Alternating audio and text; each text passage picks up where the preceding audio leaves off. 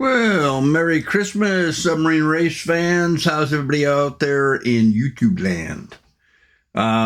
Another inspiration that I got from YouTube was to do more reviews of classical music. Seems there's a need for that.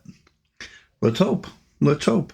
So today's video, we're going back to a very well-known classic, the Maurice Ravel's Bolero. Maurice wrote this in 1928, and here it's being conducted by the WDR Symphony by Alondra de la Parra. She's of Mexican descent. Beautiful woman, and one hell of a conductor. So let's go ahead and jump into this. I will comment briefly.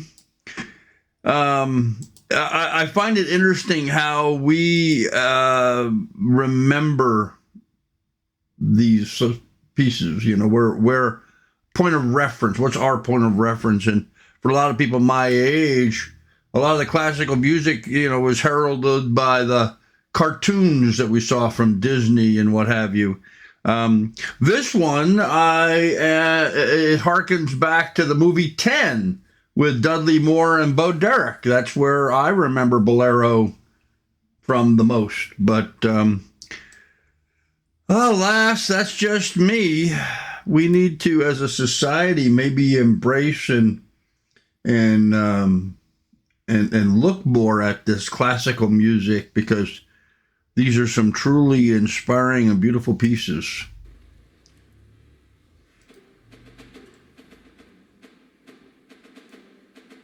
That drum line, that's what makes Bolero.